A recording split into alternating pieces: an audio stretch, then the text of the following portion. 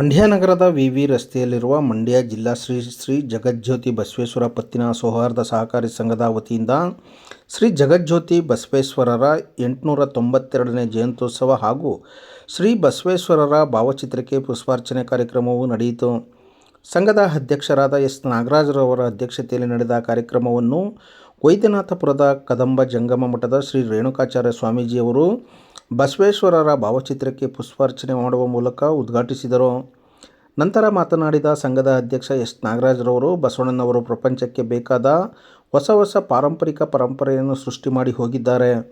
ಬಸವಣ್ಣನವರು ಮನುಷ್ಯನಾಗಿ ಹುಟ್ಟಿ ಮಾದೇವನಾಗಿ ಹೋಗಬಹುದು ಎನ್ನುವುದನ್ನು ಪರಂಪರೆಯನ್ನು ತೋರಿಸಿಕೊಟ್ಟಿದ್ದಾರೆ. ಆದ್ದರಿಂದ ಬಸವಣ್ಣನವರು ಇಡೀ ವಿಶ್ವಕ್ಕೆ ಸಂಸ್ಕೃತಿ ನಾಯಕ ಎನಿಸಿದ್ದಾರೆ. ಬಸವಣ್ಣನವರು ಸಂಸ್ಕೃತಿ ಸಾಂಸ್ಕೃತಿಕ ಎರಡನ್ನೂ ಕೊಟ್ಟಿದ್ದಾರೆ ಎಂದು ಹೇಳಿದರು.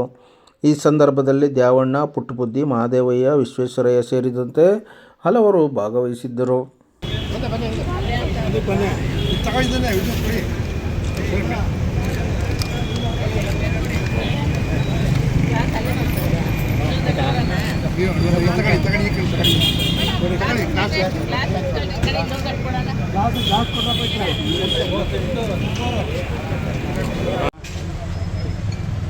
ಆಧ್ಯಾತ್ಮ ಗುರು, ವಿಶ್ವಜ್ಯೋತಿ, ವಿಶ್ವಗುರು ಜಗಜ್ಯೋತಿ ಬಸವೇಶ್ವರರ 893ನೇ ಜಯಂತ್ಯೋತ್ಸವದ ಶುಭಾಶಯಗಳನ್ನು ಎಲ್ಲ ಶರಣರಿಗೆ ಹೇಳೋದಕ್ಕೆ ಇಷ್ಟಪಡ್ತೇನೆ.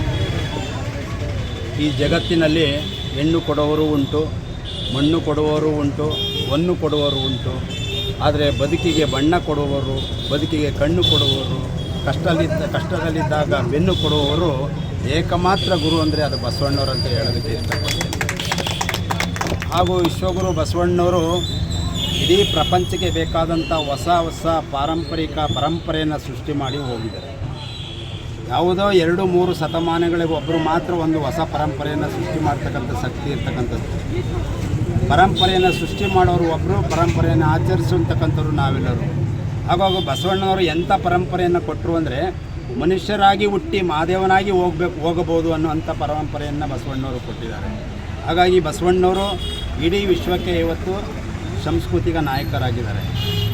ಸಂಸ್ಕೃತಿ ನಾಯಕ ಅಂದರೆ ಒಂದು ಕಡೆ ಸಂಸ್ಕಾರವನ್ನು ಕೊಟ್ಟಿದ್ದಾರೆ, ಒಂದು ಕಡೆ ಸಂಸ್ಕೃತಿಯನ್ನು ಕೂಡ ಬಸವಣ್ಣವರು ಕೊಟ್ಟಿದ್ದಾರೆ. ಅಂಥ ಒಂದು ಮಹಾನ್ ನಾಯಕನ ಜಯಂತಿಯನ್ನು ಇವತ್ತು ನಾವೆಲ್ಲರೂ ಆಚರಿಸ್ತಾ ಇರೋದು ತುಂಬ ಖುಷಿಯಾಗ್ತದೆ. ಹಾಗೂ ಈ ಜಯಂತಿಯ ಸಂದರ್ಭದಲ್ಲಿ ಎಲ್ಲ ನಾಡಿನ ಜನತೆಗೆ ಶುಭವಾಗಲಿ ಅಂತೇಳಿ ಪರಮ ಪೂಜ್ಯರು ಕೂಡ ಬಂದು ಇಲ್ಲಿ ನಮ್ಮೆಲ್ಲರೂ ಆಶೀರ್ವಾದವನ್ನು ಮಾಡಿದ್ದಾರೆ. ಕಾರ್ಯಕ್ರಮದಲ್ಲಿ ಭಾಗವಹಿಸಿದಂಥ ಎಲ್ಲ ಶರಣರಿಗೂ ನಾನು ಭಕ್ತಿ ಶರಣಾರ್ಥಿಗಳನ್ನು ಹೇಳ್ತಾ ಈ ಕಾರ್ಯಕ್ರಮದಲ್ಲಿ ಭಾಗವಹಿಸಿದ ಎಲ್ಲರಿಗೂ ಧನ್ಯವಾದ.